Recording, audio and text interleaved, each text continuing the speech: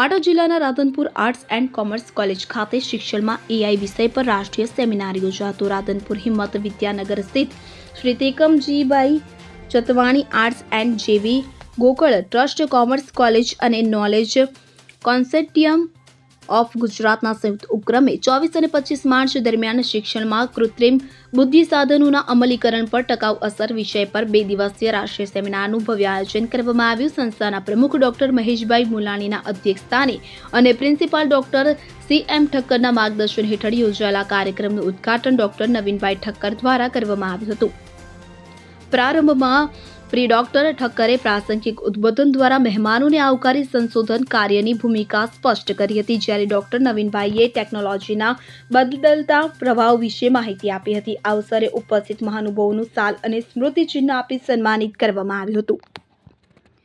સેમિનારના મુખ્ય વક્તાઓ doctor Sanjay Kumar M. વકીલ અને ડોક્ટર કાર્તિકેય S. ભટ્ટે જણાવ્યું હતું કે એઆઈ સાધનો શિક્ષણને વધુ કાર્યક્ષમ બનાવી શકે છે, પરંતુ તેના માટે તકનીકી અભાવ, શિક્ષકોની તાલીમ અને ડેટા સુરક્ષા જેવા પડકારોને પહોંચી વળવું અનિવાર્ય છે.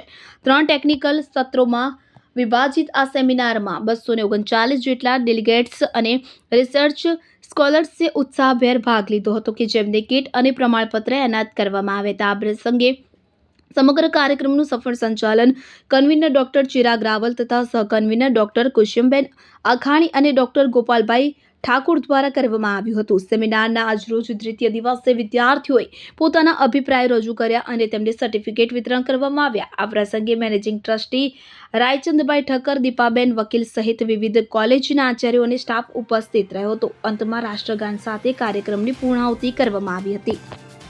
હિંમત વિદ્યાનગર શ્રી ત્રિકમજી ચતવાણી આર્ટ્સ એન્ડ જેવી કોમર્સ કોલેજ દ્વારા આયોજિત અને KCG ગુજરાત સરકાર શિક્ષણ વિભાગ દ્વારા પ્રેરિત આ 2 દિવસીય નેશનલ સેમિનારમાં કીનોટ સ્પીકર તરીકે AICPના પ્રમુખ અમારા સંજયભાઈ વકીલ તથા કાર્તિકેય ભટ્ટ, ટ્રસ્ટના પ્રમુખ આદરણીય મહેશભાઈ, ડૉક્ટર નવીનભાઈ, રાયચંદભાઈ, દિલીપભાઈ, ચિનુભાઈ, જયશ્રીબેન, મારું કોલેજ પરિવાર અને મોટી સંખ્યામાં ડેલિગેટ મિત્રો ઉપસ્થિત રહ્યા હતા.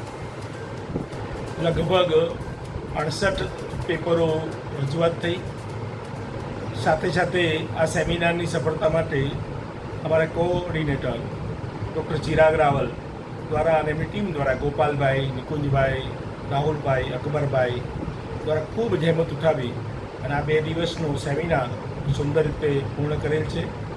અને બહુ આનંદ એ છે કે વર્તમાન સમયમાં જેની તાતી જરૂર છે અને જેના પર વિચારણા માગેલી છે એઆઈ ઉપર આ સેમિનારમાં મોટી સંખ્યામાં 260 રજીસ્ટ્રેશન થયા છે અને મોટી સંખ્યા બધા હાજર રહ્યા. તે બદલ બધા પ્રત્યે હું આભારની લાગણી વ્યક્ત કરું છું અને KCGનો ખાસ આભાર માનું છું.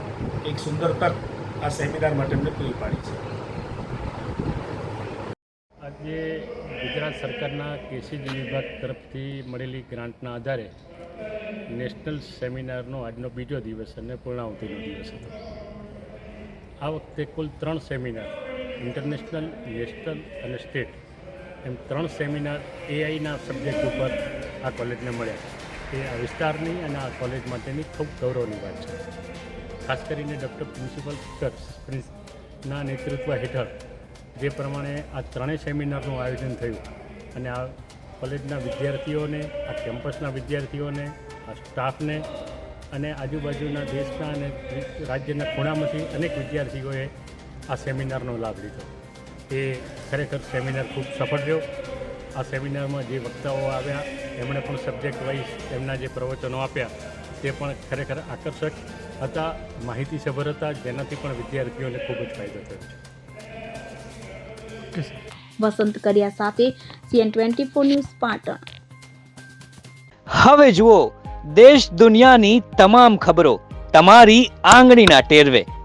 ઉઠાવો મોબાઈલ અને Google Play Store પરથી ડાઉનલોડ કરો અમારી CN24 ન્યૂઝ મોબાઈલ એપ.